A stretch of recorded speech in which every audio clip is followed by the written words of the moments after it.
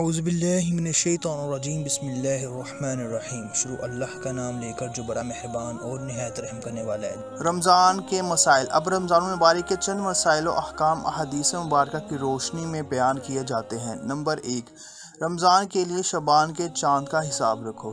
Number 2، روزہ نہ رکھو جب تک رمضان کا چاند نہ دیکھ لو، اور افطار نہ کرو حتیٰ کہ چاند دیکھ لو۔ اگر تم پر ابر کی وجہ سے چاند چھپ جائے تو مہینے کا اندازہ لگا لو۔ نمبر 3، جو شک کے دن روزہ رکھے اس نے ابو القاسم کی نافرمانی کی۔ نمبر 4، سحری کھاؤ کہ سحری کھانے میں برکت ہے۔ نمبر 5، ہمارے اور اہل کتاب کے درمیان فرق سحری کے چند لقمے ہیں۔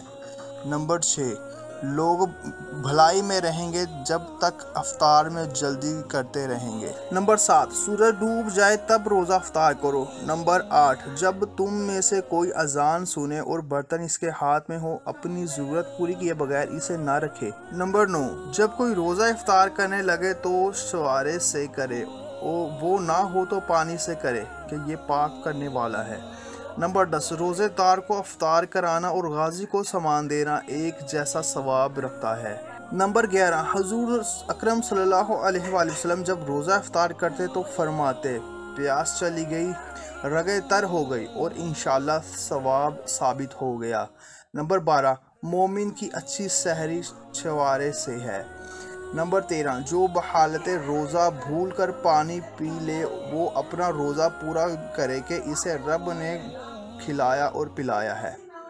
نمبر 14، روزہ توڑنے کی صورت میں حکم عام ہے کہ غلام آزاد کرے، 2 ماہ کے مسلسل روزے رکھے یا 60 مسکینوں کو کھانا کھلائے۔ نمبر 15، حضور اکرم صلی اللہ علیہ وسلم نے جوان کو روزہ کی حالت میں بوس و کنار سے منع فرمایا۔ نمبر 16، جسے روزے کی حالت میں قے آ جائے تو اس پر قضا نہیں، جو جان کر قے کرے وہ قضا کرے۔ نمبر 17، حضور اکرم صلی اللہ علیہ وسلم کو روزہ کی حالت میں بے شمار دفعہ مسواک کرتے دیکھا۔ نمبر 18، بحالت روزہ سرما لگانا جائز ہے، اس روایت کی اسناد قوی نہیں۔ نمبر 19، بحالت روزہ حضور اکرم صلی اللہ علیہ وسلم کو سر انور پر پیاس یا گرمی کی وجہ سے پانی ڈالتے۔ نمبر 20، جو رمضان میں بغیر شرعی اجازت اور بغیر بیماری ایک دن کا روزہ چھوڑ دے تو اگرچہ پھر عمر بھر روزہ رکھے اس کی قضا نہ کرے گا۔ نمبر 21، حضرت عطا کا قول ہے، اگر کلی میں پانی اگل دے تو تھوک کا اور پانی کا جو اثر اس کے منہ میں رہ گیا اس کو نگل جانا مضر نہیں اور علق نہ چبائے۔ نمبر 22، ابو سعید خدری فرماتے ہیں، ہم نے حضور اکرم صلی اللہ علیہ وآلہ وسلم کے ساتھ مل کر جہاد کیا، رمضان کے 16 دن گزر گئے، ہم میں سے بعض نے روزہ رکھا اور بعض وہ تھے جنہوں نے افطار کیا، تو نہ روزہ داروں نے بے روزوں کو عیب لگایا اور نہ بے روزوں نے روزہ داروں کو عیب لگایا۔ نمبر 23، سفر میں اگر چاہو تو روزہ رکھو، چاہو تو افطار کر لو۔ 24، حضور اکرم صلی اللہ علیہ وآلہ وسلم نے سفر کے دوران ہجوم دیکھا، ایک شخص پر سایہ کیا گیا تھا، فرمایا یہ کیا ہے؟ لوگوں نے کہا ایک روزہ دار ہے، فرمایا سفر میں یوں روزہ رکھنا بھلائی نہیں۔ نمبر 25، اللہ نے مسافر سے آدھی نماز معاف کر دی اور روزہ مسافر، دودھ پلانے والی اور حاملہ سے معاف کرا دیا۔ نمبر 26، جس کے پاس سواری ہو اور جو اسے بحالت سیری منزل تک پہنچا دے وہ رمضان کے روزے رکھے جہاں پائے۔ نمبر 27، حائضہ کو روزہ کی قضا کا حکم ہے اور نماز کی قضا کا حکم نہیں۔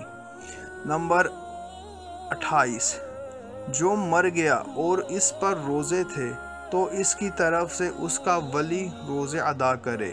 نمبر 29، حضور اکرم صلی اللہ علیہ وآلہ وسلم نے رمضان کے سوا کسی مہینے کے پورے روزے نہیں رکھے تھے۔ اب کتب فقہ کی روشنی میں چند مسائل پیش خدمت ہیں۔ نمبر 1، اگر عورت کو حیض و نفاس آ گیا تو روزہ جاتا رہا۔ نمبر 2، حیض و نفاس والی عورت کو اجازت ہے کہ چھپ کر کھائے یا ظاہر مگر چھپ کر کھانا بہتر ہے۔ नंबर 3, भूख प्यास ऐसी हो कि हलाकत का खौफ सही या नुकसान अकल का अंदेशा हो तो रोज़ा ना रखे। नंबर 4, रोज़ा तोड़ने पर मजबूर किया गया तो इसे इख्तियार है और अगर सब्र किया तो इसे इसका अजर मिलेगा। नंबर 5, जिन लोगों ने इन उज़रों के सबब रोज़ा तोड़ा इन पर फ़र्ज़ है कि इन रोज़ों की क़ज़ा रखे। नंबर 6, बूढ़ा आदमी जो रोज़ा रखने से आजिज़ हो वो हर रोज़े के बदले सदका फ़ितर की मिक़दार किसी मस्कीन को दे दे। नंबर 7, फ़िदिया देने के बाद अगर ताकत आ गई तो रोज़ा रख सकता है, तो वो फ़िदिया सदका नफल हो गया, लिहाजा अब रोज़ों की क़ज़ा रखे। नंबर 8, नथनों से दवा चढ़ाई या कानों में तेल डाला या तेल चला गया रोज़ा जाता रहा और पानी कान में चला गया या डाला तो रोज़ा बाकी रहा। नंबर 9, मुबारक के साथ इस्तिंजा किया यहाँ तक कि हकना रखने की जगह तक बाकी पहुँच गया तो रोज़ा जाता रहा। अब बात करते हैं एतकाफ़ की फजीलत के हवाले से। हज़रत सैयदना आयशा रज़ियल्लाहु अन्हा से रिवायत है कि रसूलुल्लाह सल्लल्लाहु अलैहि वसल्लम आखिरी अशर में इस कदर मुशक्क़त फरमाते थे कि जो दीगर अयाम में ना करते थे। इन्हीं से रिवायत है कि आखिरी अशरे में कम बिस्तर हो जाते, खुद भी रातों को जागते और घर वालों को भी जगाते थे। इन्हीं से रिवायत है कि रसूल अकरम सल्लल्लाहु अलैहि वसल्लम आखिरी अशरा में एतकाफ़ फरमाते थे यहाँ तक कि विसाल फरमा गए, फिर आपके बाद आपकी बीवियों ने एतकाफ़। नंबर 2, हुज़ूर अकरम सल्लल्लाहु अलैहि वसल्लम हर साल 10 दिन एतकाफ़ फरमाते थे, विसाल के साल 20 दिन एतकाफ़ फरमाया। मोतकफ़ के लिए सुन्नत ये है कि ना बीमार की मजाज परसी के लिए जाए, ना जनाजे को जाए, ना औरत को हाथ लगाए, ना इसे छुए, ना किसी काम को जाए सिवाय ज़रूरी काम के बगैर रोज़ा एतकाफ़ नहीं होता और सिर्फ जामिया मस्जिद में एतकाफ़ करे। नंबर 4, एतकाफ़ गुनाहों से बाज रखता है, मोतकफ़ को तमाम नेकियों का सवाब मिल जाता है, तमाम नेकियां करने वाले की तरह। नंबर 5, जिसने रमज़ान के 10 दिनों का एतकाफ़ किया ऐसे है जैसे इसने 2 हज और 2 उम्रे अदा किए। ये थी दोस्तों आज के हमारे रमज़ान के बारे में वीडियो, जिसमें हमने आपको इसमें आने वाले मसाइल से आगाह किया और इसके बाद आपको हमने एतकाफ़ की फजीलत के बारे में भी बताया। तो ये थी हमारी आज की वीडियो। उम्मीद है आपको वीडियो अच्छी लगी है। अगर वीडियो अच्छी लगी है तो इसे लाइक करें, शेयर करें और अपने दोस्तों के साथ भी लाजमी शेयर किया करें। मेरे चैनल को सब्सक्राइब करके घंटी के निशान को लाजमी प्रेस करें ताकि मेरी आने वाली नई वीडियोस और इस्लामिक वीडियोस के अपडेट आपको सबसे पहले मिल सके।